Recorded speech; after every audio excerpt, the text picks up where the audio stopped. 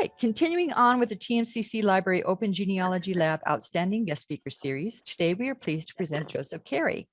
Joseph is the founder of Bible Rescue, a nonprofit that rescues family Bibles, records the family history inside, and reunites them with living descendants.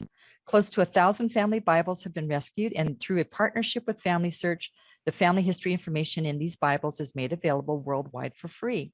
Joseph is also a New York Times and USA Today #1 best-selling author and licensed attorney in Pennsylvania and New Jersey. So I'd like to offer a warm virtual welcome to Joseph. Thank you. Well, first of all, Suzanne, thank you so much for having me. And to the group, thank you. Just by way of full disclosure, I explained this to Suzanne. I am not a trained genealogist or family researcher. My passion really is in accumulating the information that genealogists and family researchers delve into. About 7 years ago, I was at a yard sale in Pennsylvania, and there was a table, there were some books on it, and one of the books was an old family Bible. And I started going through that Bible, and in the middle of the Bible, there were some handwritten pages, right? And you've all seen them, and there were names and dates, and as I was thumbing through it, it had just started to rain. And I remember thinking that, wow, if I don't buy this Bible, if I don't get it under shelter, this information is going to be lost forever, right? And one of the great things about a family Bible is that it's truly unique. There's not another one like it on the planet. And so it wasn't a lot, it was $5 or $10. I bought that Bible at that time, and that really was the birth of Bible Rescue. And I quickly discovered that there were thousands of people who did the same thing. And you're in this room, you may have done it, where you see a family Bible and you think, wow, I've got to buy that Bible. I have to find the owners. I have to find that family. So that was 7 years ago. And today, we're going to try something with technology.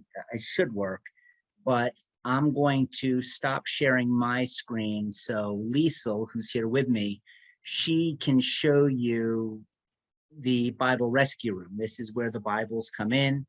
And I'll walk you a little bit through the process of how we do that. Just quickly, if any of you have a question, please, let's address it during the presentation, because typically, it'll fuse very well with what we're presenting. So stop me, ask questions, and happy to do that. So I'm going to stop sharing this for a second so Liesl can share her screen. What you're looking at now is, this is the Bible Rescue Room. These are the Bibles that have been rescued. I would say 80% of these have been purchased. We acquire them from a variety of sources. And then about 20% are donated. People will just send in a family Bible and say, hey, this is how this Bible came into my possession. This is what I've tried to reunite it. Sometimes we just got one donated where the person donating it said they rescued their Bible 20 years ago. And they sent it along with a whole stack of family history. They were unable to do that. So Liesl, can you walk up and show them the names? So let me just tell you a little bit about the process so you know. When we receive a family Bible, the very first thing we do is we take the primary surname. Here you have Blackwell, Baker, and we assign a Bible number to it. So that number 171, 170, 172, typically that's the order the Bible arrived here at Bible Rescue. So that was very early on. The different colored stickers mean different things. While we're doing this, so when the Bibles arrive, we assign each one a Bible Rescue number. And then what we do is we send the physical Bible, Family Search, which is a genealogical organization run and operated by the Mormon Church. They actually send someone and they gather the Bibles about 20 at a time. And they will come up and they will take those Bibles to their facility where they actually scan them. So they scan every page with family history in it. So there's an exact duplicate of all these Bibles at familysearch.org. So early on, it didn't work that way. So early on, we would rescue these Bibles and we would simply reunite them with living descendants. And that's a loss because we weren't smart enough at the time to think that we should actually scan them. So those Bibles that were reunited, there's no digital copy, right? Those have been reunited, but now when we receive a Bible, we actually provide it to Family Search. They scan it. And then when we reunite the physical Bible, it's okay because there's a digital copy at Family Search. Okay, so let me just talk without the, you won't be able to see this until we get it going, but I'm sorry about that, but let me just do this. So our mission at Bible Rescue is threefold. We rescue family Bibles. And what that means is that you can find family Bibles online. You can find them on eBay. You can find them on the internet. We go to antique stores. We go to thrift stores. And we rescue those Bibles, meaning we go in and most of the time we purchase them. It's interesting because sometimes the proprietor or store owner, when they find out what our charitable mission is, they will either give us the Bible or they will sell it to us at what they paid for it. So we acquire these Bibles. There's a bookseller in Iowa. He used to run a genealogical society, and he has sold us hundreds of family Bibles over time. And again, when they come in, we record the information and we make them available online. So how we do that is we have some amazing volunteers. And our volunteers all work remotely. So they are all over the United States. We provide the digital copy of the family record. They then transcribe that into our database. And once that is in our database, we have thousands of people visiting our website, BibleRescue.org. And if this were working, I would show you, but when you have time, go to BibleRescue.org and you can type in the surname that you're looking for. Okay, this looks like it may be thing. Yeah, there we go. Okay, so we're back. Sorry about that.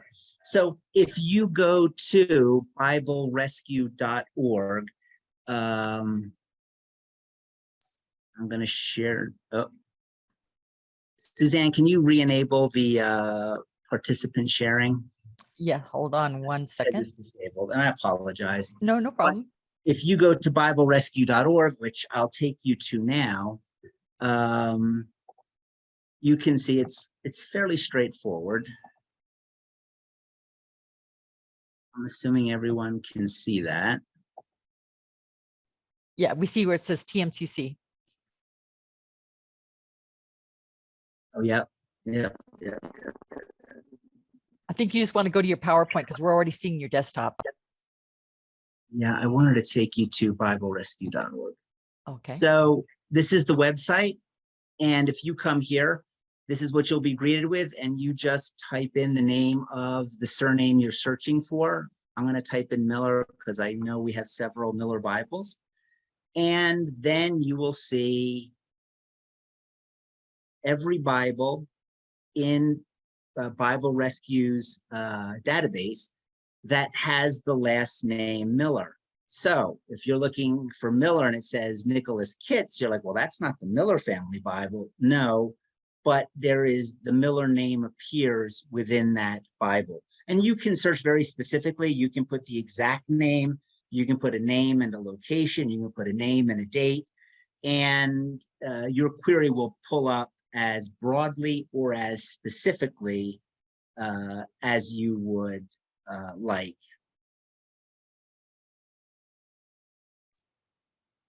Something that I'd like to show you is, so here in the Miller Bible, for instance, if we go to Joshua Edwin Crawford,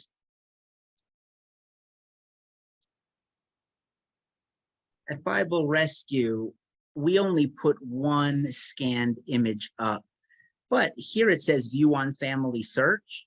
If you were to click this link, it would take you to family search. And once you're there, it would take you to this specific Bible. And then you could see all of the scanned pages. So any page with family history, you would see listed here at family search. So for us, you would see the one image, plus you would see what the volunteers transcribed. So what you're seeing here is exactly what appears in the family Bible. So Alice H. Sweet, the wife, born, the place, location. Even if our volunteers are privy to more information, we do not include that in the Bible section. So if we come across her name on Ancestry or a different source, we will not do that in the record section. Our volunteers, however, are encouraged in their volunteer message to write any additional information that they think is relevant that may or may not be in the family Bible. But this way, if you come, you search for any of these names or dates, this Bible would show up in your search. Any questions? And again, if you wanted more than the information, if you wanted to see the actual image, you would just click on family search. It would take you to their site and they have these pristine images.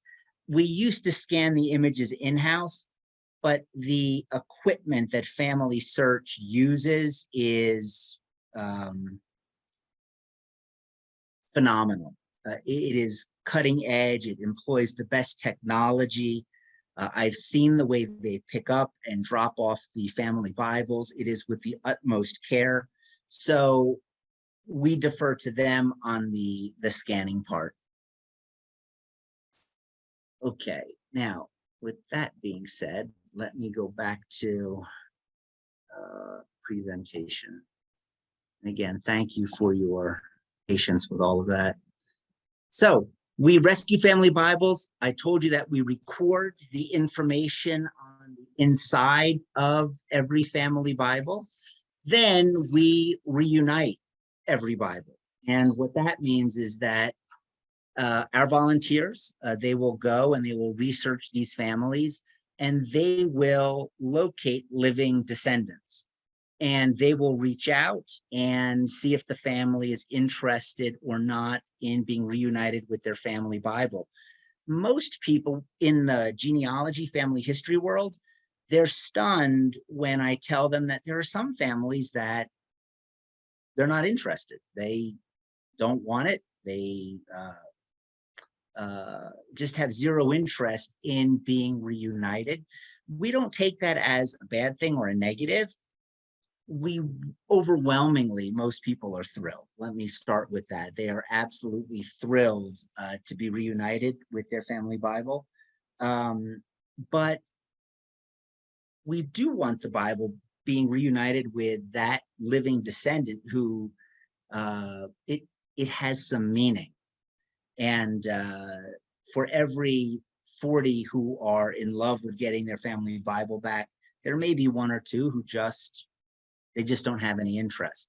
But the best thing is, even after that Bible is reunited, that information is still available to the rest of the public. So let's start with, what is a family Bible? Lisa, can you go up and get that Bible on top of the red one? Thanks. So we were switching in and out. I am going to not do that because of all the grief it just caused us. But what I am going to do is this. I'm going to stop sharing this for a second so I can show you this Bible. Is that appearing big on their screen? Oh, perfect. So this Bible came in, and it's from 1822. Generally, Bibles before the Civil War are more rare than those after. And this Bible was donated in a lot of Bibles. So maybe 6 or 7 books came in. This was one of them. And when we went through it, there is no family history information. It's just the Bible without any family history. So this would not be considered a family Bible because there is no family history in it. Purists would say if there were a date in the Bible, that would qualify as a family Bible because there is personal information inside. Our goal is to reunite these Bibles, so a date in and of itself would not help us do that. A name would, and a name standing alone is a family Bible because in our effort, it would allow us to reunite it. The one thing I thought interesting about this family Bible, even though there's no family Bible information, there were 2 4-leaf clovers, which again, not unusual to find in an old family Bible. I don't think we've ever seen 2 together. We were talking about this on Facebook, and someone wrote that they have a family Bible that there are 4 4-leaf clovers. So I don't know if there were more 4-leaf clovers back then. They were just more observant, or maybe they just weren't always looking at their phone. But this is a Bible that we will donate or pass on to an organization that collects or redistributes old Bibles, because this does not qualify for a family Bible as we define it, which is there family history information in that Bible that would help us find living descendants? So with that, let me show you the Wheeler Bible, which is very different. This is one of our oldest Bibles.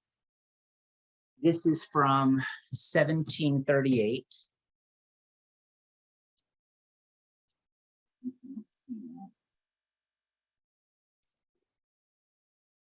And so this is an interesting Bible because the Wheeler family is a Revolutionary War family.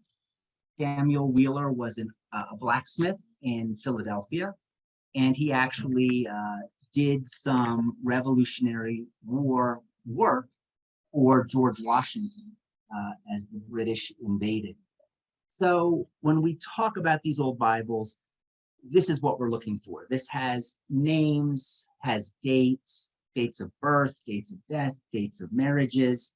You can tell just by looking at this Bible, probably owned by a family of some means for several reasons. This Bible is from 1738.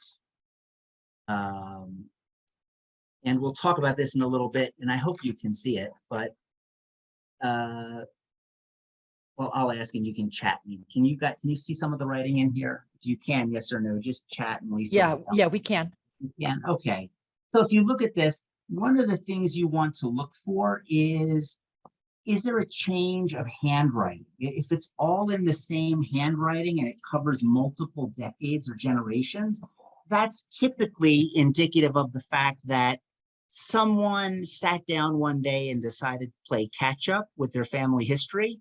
And so they just started recording names and dates. What you really want to see is what we see here, which is this change of font. I say font, this change of writing style. Because what that's representative of is it's an indicator that the information was most likely recorded contemporaneously with the events as they happen. So you always want to look for that when you find a family Bible, because it kind of validates the information inside. And if you're looking at this and thinking, wow, their handwriting was just absolutely stunning, you're right. I mean, most of the family Bibles, the handwriting is just exquisite. So what is a family Bible? It's that information. It's that kind of Bible with information that allows us to identify living descendants through it. So a date by itself wouldn't do that, but a Bible with a date and a name certainly would. The other Bible I want to show you, and this I think is, I'm just going to turn this around, actually. Let me see these two Bibles. This is pretty plain. This is the Wheeler Bible, which I just showed you. And if you look at this Bible is from 1738, and it is in almost perfect condition for a Bible this age. This Bible is the Burns family Bible, and this Bible was printed about 100 years later, but the condition is really been through a lot. And it's one of the ways that you can see where the Bible came from. A Bible in that immaculate condition usually means it was in a family that had money. It was in a family that they could protect and preserve the Bible. Probably didn't get used or read as much as it should have been. Now this Bible, the Burns Bible, this is an amazing story. So I told you that about 20% of our Bibles are donated. This is actually one of the donated Bibles. We received a letter from a young man back east, and he said that his mom and dad were getting a divorce and that no one wanted the Bible. And he said he felt bad because it had photographs and some family history in it. So we asked if he could send it to us, and we do, and we reimburse for shipping. So he sent us this Bible, and he included some family history information that he had, some research that the family had done in better times. And unlike the other Bible that had several pages of genealogy, you'll see here, this really has, the births page, and then on the back, it has marriages. But what really caught our attention was in the back of some of these Bibles, there are photographs. And this really was amazing. If you look at these photographs, they're actually of African Americans. Very unusual because most were slaves. They were not free. And if they were, they typically didn't have the money to purchase a book, especially a Bible. Many times, the Bible was the only book in the home. So to find these images of African Americans, so we did our research, and it turns out that both sides of this family were slaves. And they had met, they married, they had eventually became free, eventually went on to launch one of the largest supermarket chains in the United States, and apparently are second cousins with Thurgood Marshall, the former Supreme Court Justice. And I think to myself, wow, what would have happened, right? I mean, these pictures would have been gone forever, right? They leave the planet, but because and here's the children, because this young thought something isn't right about just discarding that family information. He sent it to us, we're able to preserve it, and we're able to hopefully not only bring the family together, but also the human family. And then the last thing is this is the Miller Bible. This is the Miller Bible? Yeah, this is the Miller Bible. This is unusual. Usually we don't see this, but when we talk about what you can find in a family Bible, this Bible is replete with family history information. So when you open the front cover, you see a bunch of newspaper articles taken from the day about various individuals in the Bible. And here, there's a Western Union telegram. This dated 1940. Kind of sad. Dad died today, funeral on Wednesday. And those of you who do family history and genealogy, you know that it is so much more than just dates. It is so much more than just piecing together that next generation. It really does bring you closer to the people that you research. You begin to feel that you know them. And I have to say that it's a powerful experience to receive a family Bible and just the notes. And like, this is very intimate. This talks about, you know, the washing, the dressing, the body, the embalming. And it's very in the sense that it's on this receipt. But again, it helps you appreciate that this was someone, right, who had dreams and goals and a family. So two things I wanted to point out in addition to the Irma that's in the Bible. A family Bible, generally, the family history information is almost always found between the Old and New Testament. So when we rescue a Bible, when we go out to a thrift store and look for Bibles, we'll go, and the first thing we do is, right, you go right to the middle between the Old and New Testament, just like this one. Generally, that's where the information will be found. Let me turn that page, this one right here so they can see. And these are built right into the Bible. But also, it's not unusual to see what we see here, which is they have a piece of paper that they've taped or stapled with additional family history in it. You have to be careful with that because sometimes almost always they are related, but sometimes the Bible gets bounced around and someone just takes an unrelated family and they put it in with the family Bible. The other thing is government in the United States was sporadic at best, keeping track of births and deaths. So very typical to find a record of marriage in the family Bible. This particular Bible had two marriage certificates, and several states consider these legal documents. Several states consider the family Bible marriage certificate to be a legal document because that is what people recorded deaths and births on. And then finally, this family Bible, this is the back cover. It ends with a picture of land. And again, I look at this and I think it is an absolutely priceless treasure. And if it can be reunited, I think the good that does the family, the information it brings them, I think it's amazing. So why the family Bible? Yes, there are all these records in it. Yes, it is considered a primary source.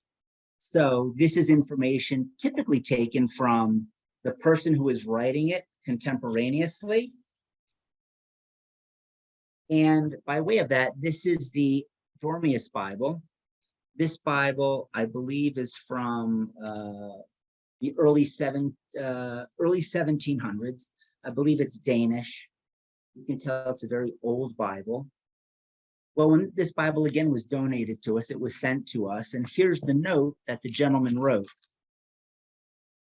Please take note of this Bible, not only because of its age, but the information in it seems to contradict all the online family trees. If someone is researching the Dormius lines, this will probably be the most important piece of information they've run across. Again, because it doesn't mean it's definitively the right answer, but when you go back that far, and if these notes are recorded contemporaneously, this tends to shift the weight of accuracy in the family Bible's favor. So that's why, from a family history perspective, the Bible is so important. Also, not atypical to see that locks. The other thing it's not unusual to find is flowers, typically given at the time of the marriage proposal or the wedding. But again, simple things, but things that carried a lot of significance for the family. So again, the family Bible, typically the only book in a home, and that book would become the modern day safe. It's where people put things that they didn't want to lose. It's where they put things they wanted to remember, things that they cherished. Not unusual to find deeds to property in a family Bible, photographs. Again, it was the book that you grabbed and said, this is what I need to save if this home were ever to be lost. So with that, we told you that we rescue these. We told you that we record the information inside. And I just started to tell you about reuniting these Bibles. We have volunteers all over the country. They review this information online. So we upload these images and they will transcribe that information. And they do a wonderful job. And our goal as a nonprofit, our goal is to reunite the Bible. So when you can show them again. If you look at all these Bibles, this means we're not doing our job, right? Because our job is not to collect these Bibles, it is to reunite them. And I will tell you, it is like finding a needle in 1,000 haystacks.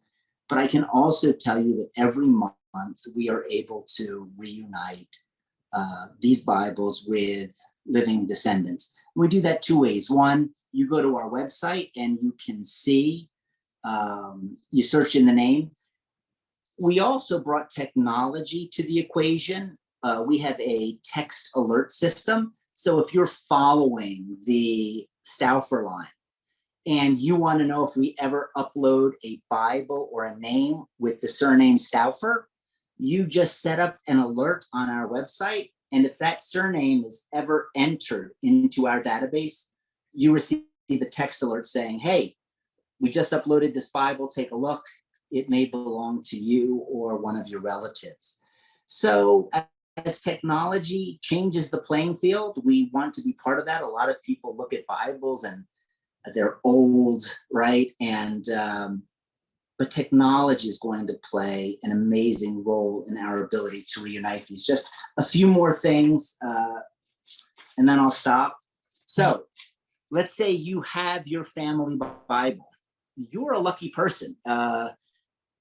Most do not. And I've been asked, well, Joe, how do people lose their family Bible? If it was this Bible that held all their precious information, well, time happens. And that next generation, they may or may not be interested, and it just gets lost.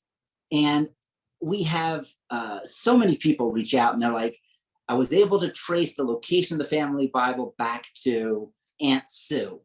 And Aunt Sue lent it to Cousin Bob, and Cousin Bob never returned it. And they always say it with this bit of disappointment, right? Like, Aunt Sue, how could you do that?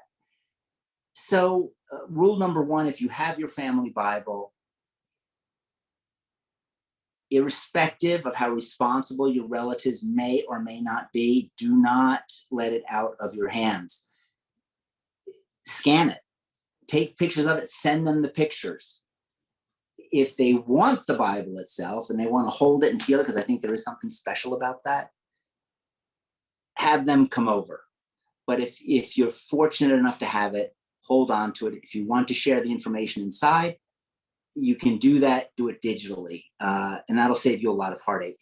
The top 3 ways that people lose their family Bible, one is theft. So many family Bibles are lost through theft. Someone will break into the car, they see an old book, and right, with the gold gilt on it, and people think, wow, that book must be worth a lot. And they're not necessarily wrong, right? I mean, I'm fine. it is. But it's not in the money sense, but people will take it and then they'll try to pawn it and they might get $5 for it. 2 is divorce. Many family Bibles lost to divorce. That feelings are raw, emotions are running high, and the priorities are placed differently.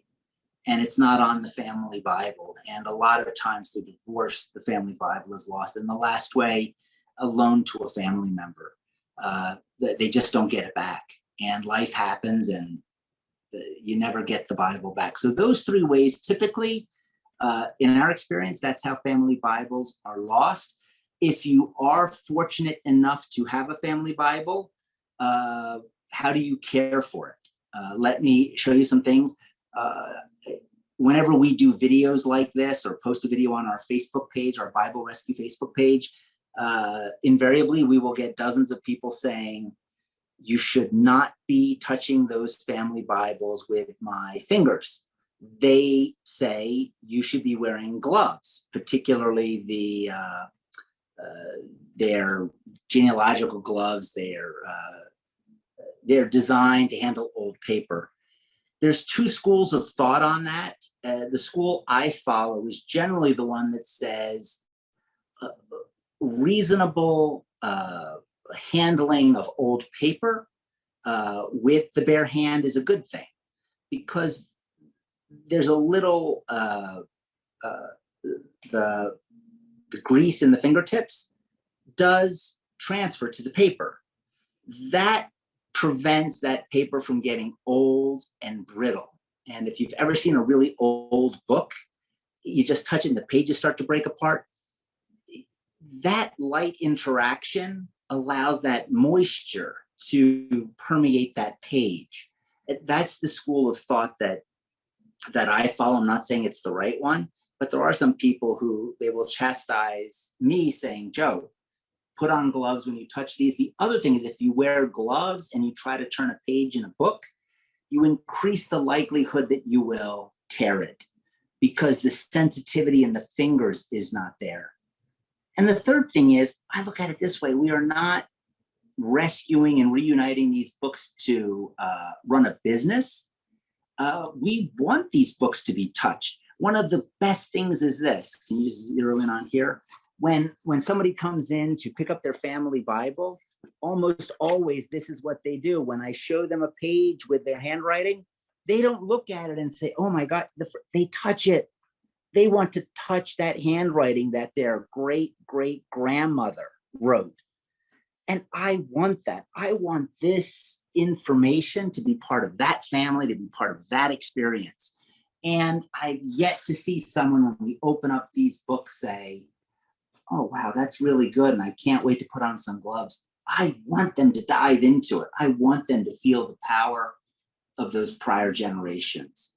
Now, the other thing, and this is a no-no, you should not do this, but if you look at how we store our Bibles, we stack them horizontally. They really should be stacked vertically. Placing them horizontally actually puts more, they call it improper pressure on the spine. The book and the spine were designed to be upright. And my response is these books have been around for almost 250 years and they're still holding up pretty well. Plus, we lose a tremendous amount of space by standing them up.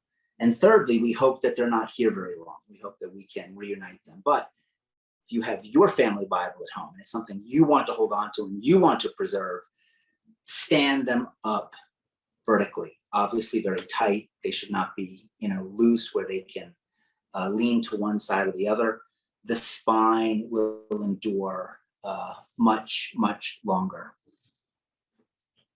So the other thing is keep the family Bible out of direct sunlight. You'll see over here, we have a bright window. We always keep that window closed because direct sunlight will do two things. One, it will fade the family Bible information. And two, it acts as an accelerant. It will dry these pages out. If you were here with me right now and you felt this piece of paper, you would think it was from today, not 1820. It's amazing how they put these books together to preserve them so they could be passed on from generation to generation. Finally, if you have your family Bible or you know someone that does, please make a digital copy. We talked about how family Bibles are lost. Make a digital copy and share it. And when I say digital copy, when Family Search comes here and they pick up their Bibles, if they were to pick up the Martin Bible, every page in this Bible that has any family history information in it, they will scan and upload into their system. So this page would be scanned. This page, where they just stapled it into the book, will be scanned. This marriage certificate. Now, this is a loose piece of paper that was in the book with additional family history information. They will scan that.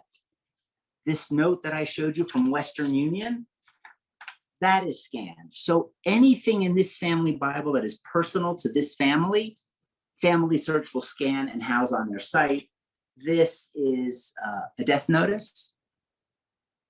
That would be scanned, these photographs. And Liesl, they also do the hair, right? They will actually take the hair and they will scan the hair. And that's what you want to do with a family Bible that has that information. You want to preserve it in the way that you found it. So anything inside, you want to scan it and you want to share it. So get it out to people. So forbid something happens to the family Bible itself, your hard drive crashes, there are people that have that information. At Bible Rescue, we have a service where if you have a family Bible, you send us the scans, we upload it into our system. And that way it benefits other people who are looking for the Bible. Just in closing, if you don't have your family Bible, how do you find it? There's several resources. And again, I'm sorry that the slide isn't up, but come to Bible Rescue. Like I said, it's a needle in 1,000 haystacks, but it does happen. So don't give up hope. Family Search has a very large collection of digitized copies of family Bibles. Daughters of the American Revolution. At first, they started just by scanning family Bibles from families associated with the American Revolution. Now, they will scan it. Local genealogy societies. So if you're in Kentucky, Lexington, reach out to that genealogical society. Not unusual for them to have it now. It's tragic, but a lot of these smaller societies, they would have the Bible, but to save space, they would tear out the family history, throw out the Bible, but they'll have the actual pages there. So they will have that information. And lastly, local churches. Local churches, sometimes when a family moved out or the kids had moved away and mom and dad are getting older, they would donate their Bible to that local congregation. So those are all great sources for the family Bible. Finally, please, we are on Facebook on Bible Rescue. We're on Instagram at Bible Rescue. My name is Joe Kerry, and you can always email me, just joe@biblerescue.org.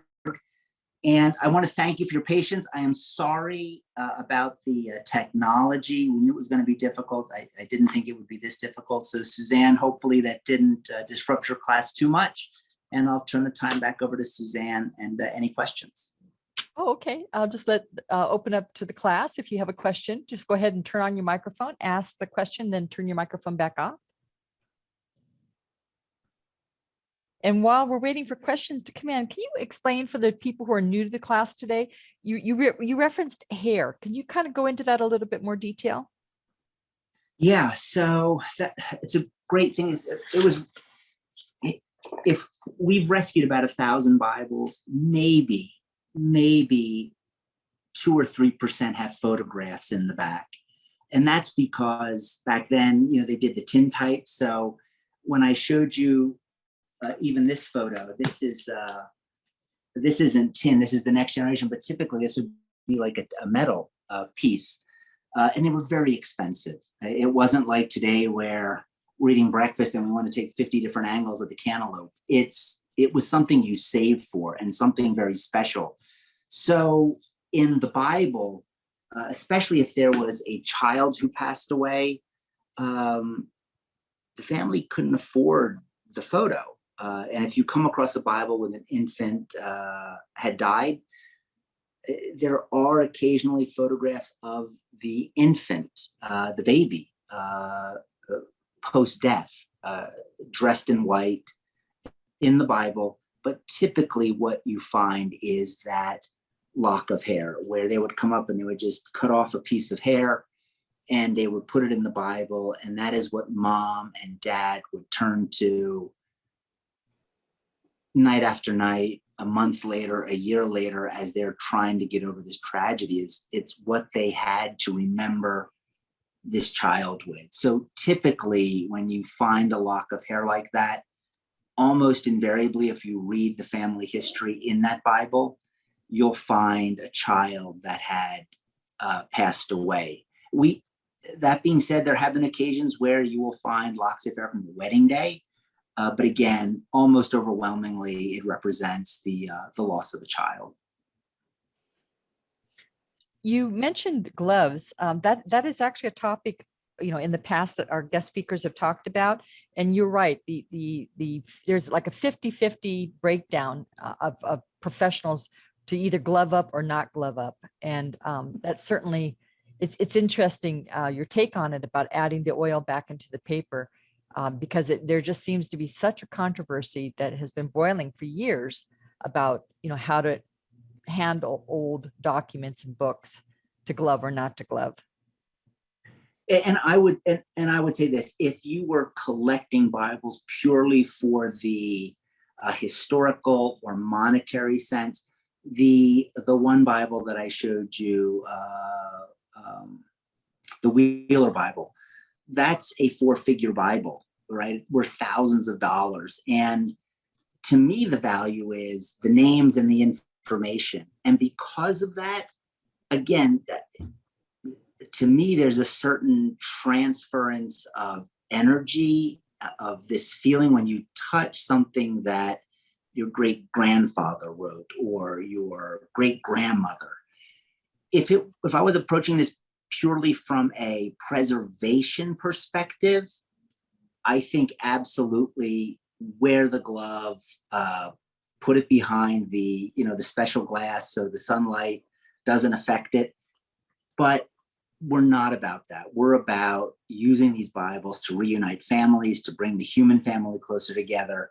And because of that, the scales tip in the favor of, let people touch it. Let people embrace it. But Suzanne, having said that, I get scolded by the Facebook people quite a bit every time they see me doing it. But that's the logic we use.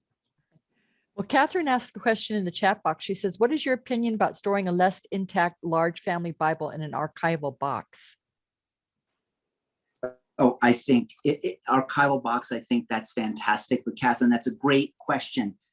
And it reminds me of something I didn't say. Like, for instance, we have this Bible with pieces of paper like this. And you'll find that these papers, or sometimes a flower like this, these will be laid right up against the family history.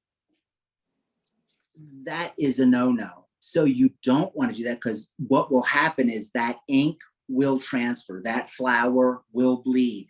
So the archival box, fantastic idea.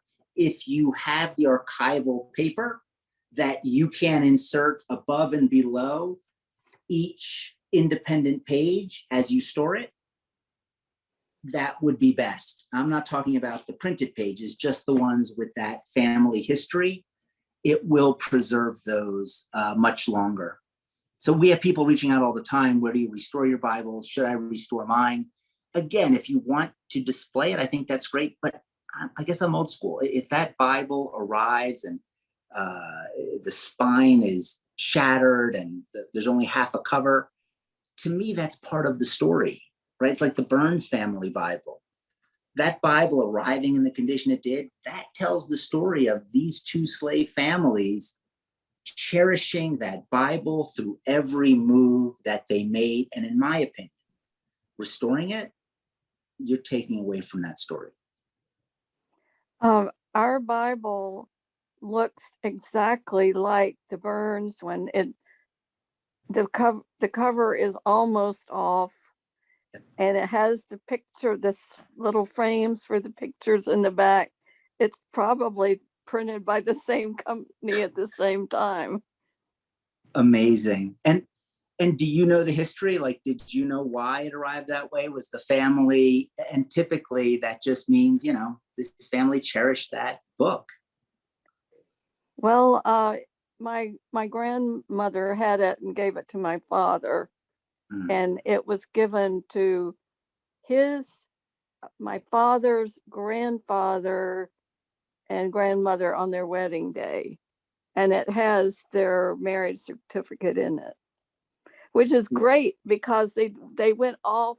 This was in West Virginia, and they went into Pennsylvania to get married, and nobody would know where they got married if that wasn't in the Bible. That is so true. Absolutely true about that, about wedding certificates. And sometimes it's the only record. What a cherished gift. Good for you. And you mentioned tearing pages out of the Bible and getting rid of the Bible. That's how my family Bible was given to me. It was given to me by my second cousin after my mother passed away.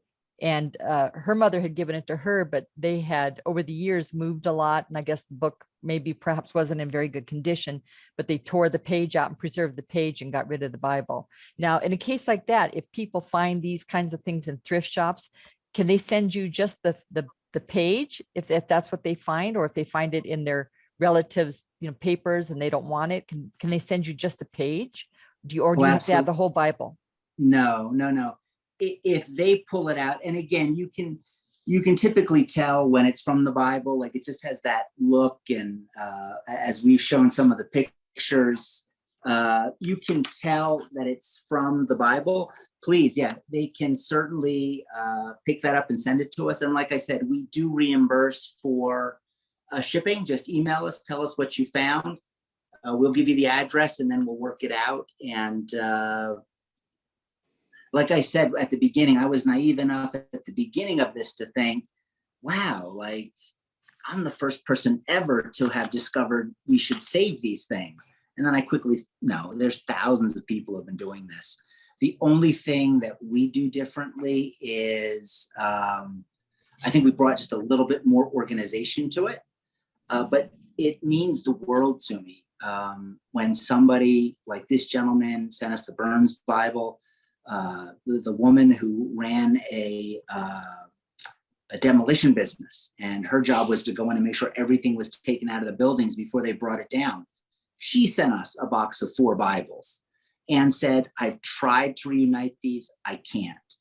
And it doesn't always happen this way, but I think it was within 4 weeks we were able to reunite the first one. You seeing that Bible in that store in Reno or in West Virginia, somebody out there is looking for the names in that Bible.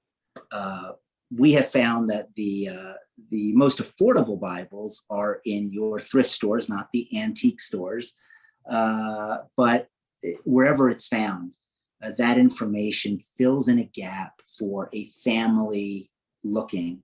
And there was one story where we sent a Bible off, and I got an email back, and the person who wrote it just said, for 30 years or 40 years, I never knew that my grandmother loved me until I read what was in the family Bible. And every Bible, when it comes in, it's like Christmas. We all get around, we open it, we look at everything, it's just a life to it. And nothing jumped out at me in that Bible before I sent it to her. It wasn't like there was a I love you. It appeared normal, but there was something in that Bible that meant the world to this young lady who received it, where she was able to find closure, hope, whatever it was she needed, she found it. And to me, that's the power of this information. And whether it's just the pages or the actual Bible, I think it's just the touching it, the feeling it, just experiencing it.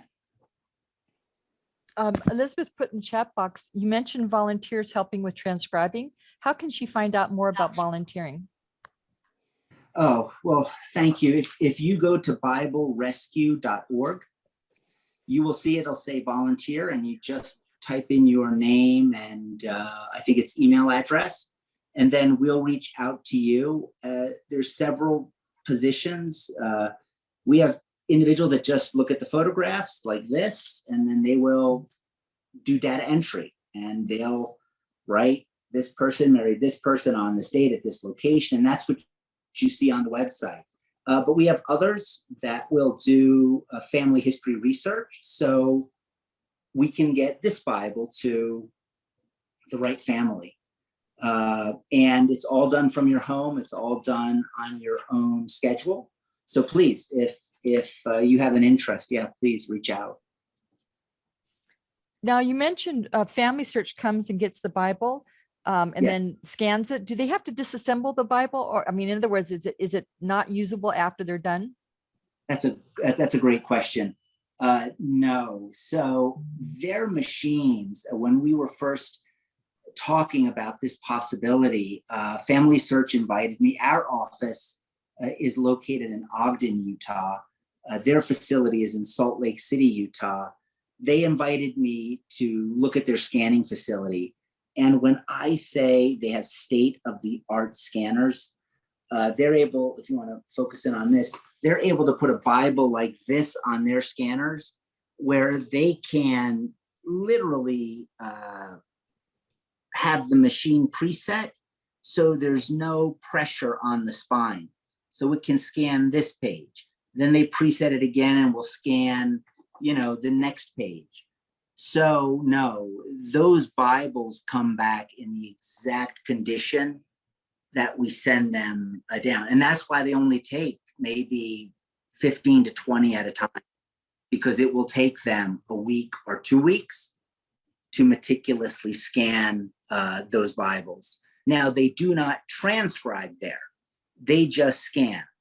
And if you go to Family Search and look up under their books, you'll see Bible Rescue listed. And under Bible Rescue, you will see all the Bibles that they have transcribed for us. Oh, wow. I didn't realize that. Okay, that's wonderful to know. Now, I know a lot of these are coming to you from, donations from people all across, probably all across the world, or across the country. Do you have like a weekly flow in and a weekly flow out? I mean, if you had to average them all together. Yeah, so I think we probably on average, again, good months and bad, we probably reunite 4 to 6 a month. And in terms of receiving, we're probably adding in the neighborhood of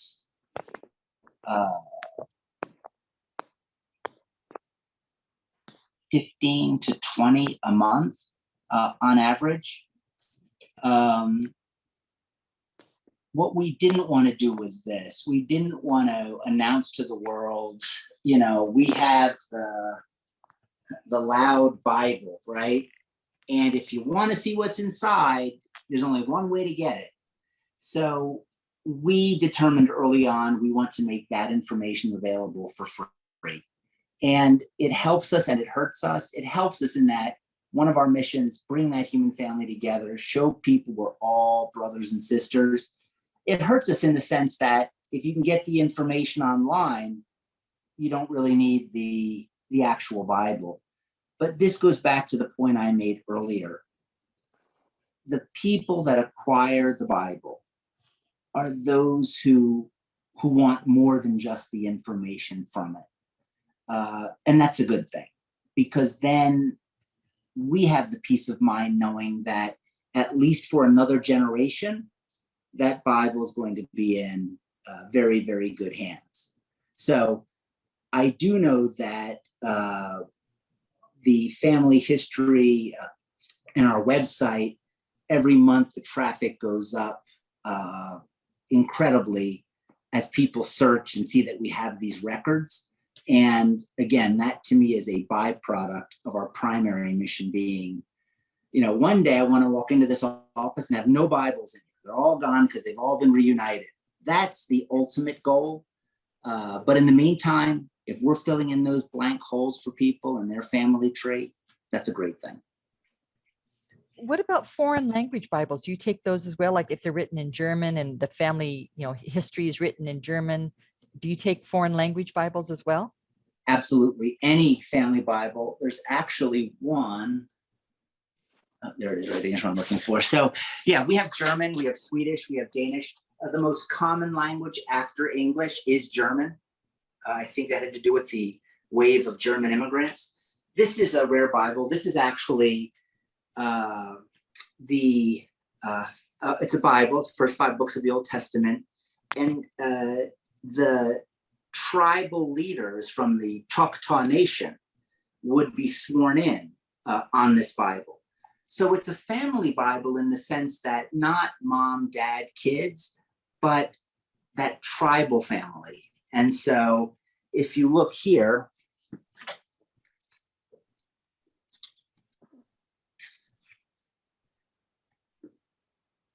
this is actually the Genesis, but the names around it, these are all their tribal leaders. And this is in that language. So yes, it does not have to be English. And the great thing about the internet, there are groups that specialize in translating.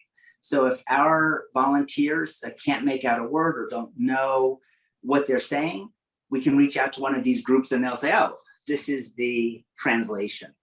But yeah, English primarily, German, Dutch, some Spanish, and one Choctaw. So. Well, that's fascinating. Okay. You mentioned that some Bibles, are obviously doesn't have the family information in it. So you wouldn't be interested in those, but you mentioned that there were organizations that do take those types of Bibles. Who are those organizations? That's a good question. So there are organizations that they gather Bibles and they pass them along to individuals, organizations, and sometimes even countries that don't have enough Bibles. I don't know any off the top of my head, but if you just look that up, you will find several organizations that accept those. And again, they reuse them. They use them in both in the United States and internationally. Okay. Greg asked in the chat box, since you're a nonprofit, how is the organization funded? Yeah, that's a great question, Greg. Thank you. So we have donors. We have, as most nonprofits, I think, there's some donors who are able to write a larger check. Most of our donors, and I mean 98%, donate that $10, that $20. And also, where it's possible, we ask if someone wants the actual physical Bible, we ask for a donation. If they're in a position where they cannot afford to donate, but it is their family Bible, we actually have a donor that will, in most cases, make up that difference. But those are the two primary ways. And Amazon Smile. You have to buy like 67 million pencils and we'll get like $1.25, but it is a hard $1.25. And I'm not mocking, it is a great way. I mean, you just put Bible Rescue as your Amazon Smile charity. And whenever you buy something on Amazon, a percentage comes our way. And with enough people doing that, that does add up. So those are the ways that we generally raise the money. No one on the staff is paid. We have no full-time paid staff. We are all volunteers. And so we have very low overhead. So almost everything we take in goes to acquiring more family Bibles. Well, that's wonderful. Actually, I do follow you on Facebook, and I always like the success stories. Yes. So Well, I would encourage everybody in the class, if you have a Facebook page, to like their page and follow them. So any other questions that the class has? Yes, I have I've only seen this on a Xerox copy that my cousin sent me years ago. So I don't know where this Bible is, but I have never seen anything like this. The family information in it is not handwritten. It was like they used printed little letter stamps to put the names together. Have you ever seen anything like that? So I'm looking at Lisa, who's actually been stuck holding the phone. It wasn't supposed to be this way, and she really, as the Bibles come in, she's in charge of intake. So Lisa, have you seen something like that? I have, yes. It seems like they almost took individual stamps and stamped in each name. Is that what you were referring to, kind of? Right, yeah, every separate letter stamped that way. Yep. A lot of these Bibles, you can tell that they put a lot of time to make it beautiful, all this handwriting, and I've seen that on multiple occasions. I'm going to ask Lisa, do you happen to recall the name? Because I'd love to show the class. I'm now putting her on the spot because we have like 1,000 Bibles, but she... No specific Bible is coming to mind. Okay. This was a Richardson one, if you... Oh, the last name was Richardson? Right. Okay. No, but I have seen from it as well. Southern Virginia. Okay. Southern Virginia and Western Tennessee.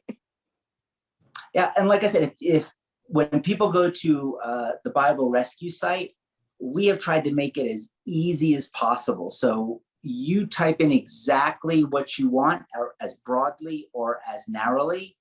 And if we have any hits in our database from Bibles that we used to have that we've reunited to Bibles that we currently have, it will come up. And like I said, with Family Search, scanning everything, you not only get the information, but you get all the photographs, all the letters. It really is a great blessing and an opportunity for people doing their family history. On your webpage, Joseph, does it give you instructions on how to go to Family Search and search the books and put in Bible Rescue? I mean, do you have any kind of a cheat sheet, right there so people instantly know? See, like I've been on your website before, but I did not realize that Yeah. they were on Family Search under Bible Rescue. I did not realize that. Yes. So no, what'll happen is if you go and search for a Bible, so you type in a name, when you click on that individual Bible, it'll say, here's all the family history information. And then you'll be asked, do you want to acquire this Bible or do you want to view Family Search? If you click view Family Search, that means the images are there to be seen. So it's based on the individual Bible. And remember, here we have, so let me show you these over here. Remember I said we have a whole variety of stickers. So like here we have this green one, this blue one. Well, we had to add a new one for COVID, and that's this yellow one. And the reason we do that is prior to COVID, Family Search would come and pick up the Bibles to scan. COVID disrupted everyone. So one of the things that was disrupted was their ability to send someone out to get the Bibles, take them back and scan them. So if they're marked with a yellow tag, it means that they have not been scanned by Family Search. So, but the vast majority have been, and if you look up a Bible on Bible Rescue and you open it, 9 times out of 10 at the bottom, it will say, do you want to view this on Family Search? If you click that button, it'll take you to all the photographs. But if you go directly to Family Search, in a drop-down menu, it will say books. And then you go to books and it'll say owning institution. It'll list Bible Rescue. And then if you click there, all of the Bibles will be there. Okay, thank you. That's wonderful. Let's see here. I'm looking in the chat box. I don't see any more questions, and I'll give the class another opportunity to unmute your microphone and ask Joe a question directly. Hi, Joe. My name is Catherine, and another Catherine, Yes. and I have a question for you. I was given 3 pages from my great-grandmother's Bible. Apparently, she received it at the time that she married in the Catholic Church. There are 3 pages in Spanish, and the handwriting it looks like it is mostly probably from my great-grandmother, and then it switches in like the 1930s, which I think it is my second cousin that did the entries or her mother. Now, I only have 3 really good quality pages that were scanned in color. My family is, they were settled in Southern California, Spanish speaking. And I guess the tradition had been to give somebody a Bible, but I don't have a publisher name or any reference to what Bible it was. I have the 3 pages. So I've heard people say, well, they're not relevant if you don't have reference to the Bible it came out of. Can you guide me on this, or is there any way I can look at what you have up online to try to match the type of Bible it came from? You know, it's funny that you asked this question because it couldn't have been more than 4 or 5 days ago where we posted a scan of some of the images from a Bible. And, on Facebook, you comment back and forth, and someone made a comment, and without having the Bible in front of me, I said, oh, I think it was from 1860, and someone else wrote back and said, no, the American Bible Publishing Company did not use that font in 1860. I was like, wow, color me impressed. Like, that's pretty good. How would anyone? He actually works for a Bible printing company, and they know what fonts they use. They know the imagery they used. I'm from the school that the more information you have, the better. And knowing the publishing date and where, it provides clues, right? I mean, if someone picked up that Bible in Philadelphia versus Savannah, Georgia, it's an indicator of where it's been, where the family has been. Is it going, and those clues may help with family history, but certainly you have the nectar of the fruit, right? You have the precious part, which is the actual records. But yes, I would say if you will look up on Facebook or a bookseller, their area of expertise is very particularized. And just by looking at some of the images on the pages you do have, they may be able to help you narrow that book down to the publisher, which I wouldn't have said a week ago. But after speaking to this gentleman, he said it's not unusual for these Bible organizations that are still around to know not only what their Bibles look like, but their competitors. So are you suggesting I join the Facebook a group that deals with Bibles, or you're on Facebook? What are you suggesting when it relates to Facebook? I'm not a big user of Facebook, so. Okay, well, consider but I yourself can. lucky.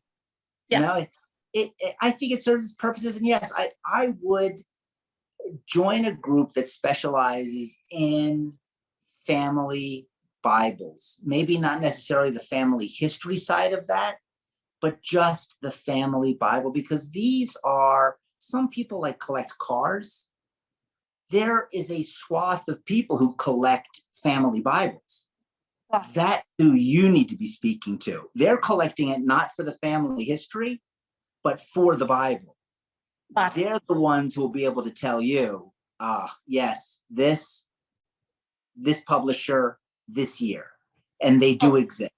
Oh, okay, because this is from the 1888, it looks like Ocho Cientos dos. It kind of gives the year they were married and such. So, okay, I think it's a little more specific and regional is what I'm going to find. So thank you very much. That will help me in my quest. I appreciate it. No, I hope it works out. You're welcome. Thank you, sir. And to add something to that, I have seen some lineage societies who have accepted Bible pages without the Bible with a sworn notarized document that comes with it if you know who had it before you and before them. In other words, saying that this was given to my aunt by her mother and her mother gave it to her, and then you sign it and notarize it, showing that the progression of how that family Bible was handed down to you, who had it before you and who had it before them.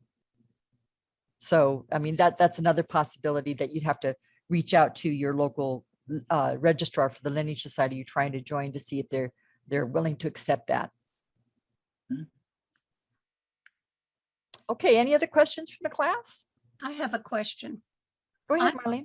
I'm looking for the Hannah Van Horn Bible, which was written in the 1700s.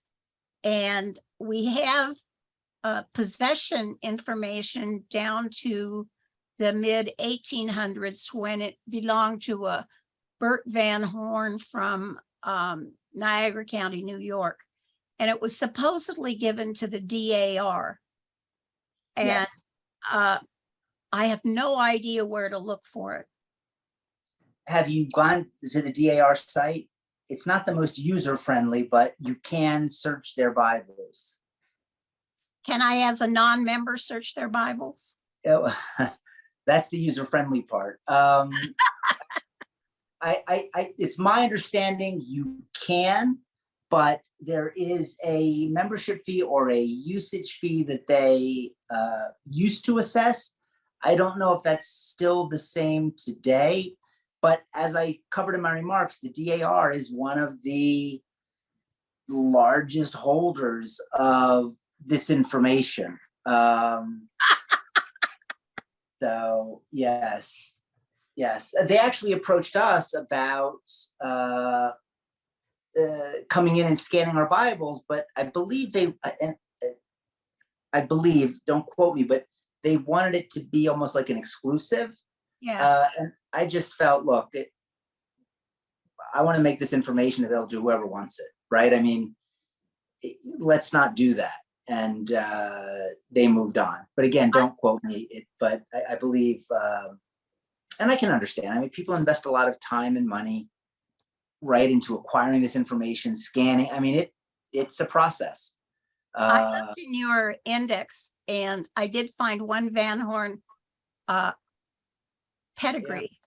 We're looking at it right now, actually, number 346. Is that the one for Jacob?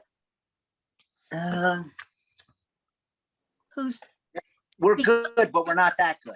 I mean, okay, let me see. if you tell me information about it, I can probably tell you the family. Really? Yes, Well, what does it say? that looks like Mary Ellen, Colonel James Judson Van Horn. And where did they live? This is of the 8th U.S. Infantry, died at 4 o'clock this morning. Injury received during. The one that I saw, I think it was a Jacob Van Horn. Yeah. And when I looked at the children, they came from Bucks County, Pennsylvania. The people, the Van Horns in Bucks County, Pennsylvania are descendants of Christian Berenson, who came from Lower Saxony in Germany. There were Wow. three immigrants to New Netherlands in the 1600s, whose descendants took some version of the Van Horn surname. Jan Corneliussen, Christian Berenson, and Mathis Corneliussen. I managed the DNA project, the Van Horn DNA project, and have done for 15 years. We have proven that none of those three men were related to one another. Jan Corneliussen came from Horn, Holland. Christian Berenson came from Lower Saxony, and I can never remember the town because it's not Horn, it's Hiram or some variation thereof. And Mathis Corneliussen came from Horn, Joring, Jutland, Denmark. Anyway, there's supposed to be this Bible for Hannah Siebert Van Horn, and she's one of my direct ancestors. But if you want to get my email address from Suzanne and you want to write to me, I can probably tell you which family any of your Van Horn Bibles come from. Okay. Can you just put that in chat? My email address? Yeah. Oh. Yeah. Just yeah. I'll get it from Suzanne. Okay.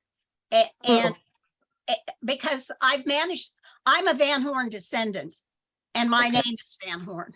And I started this DNA project 15 years ago, and we have DNA from all three of the immigrants, descendants of all three of the immigrants. And so I can identify usually where they came from. For example, in that one that I just mentioned, they came from Bucks County, and I happen to know that it was descendants of Christian Berenson who moved to Bucks County, and that 99% of the Van Horns in Bucks County are descendants of Christian Berenson. Wow. Yeah, please. Would love to have that information. Yeah, Okay. Marlene, I could take care of that for you. Not a problem. Okay, thank you. Oh, you're welcome. And if you just write to me and tell me who you are, then I'll answer you.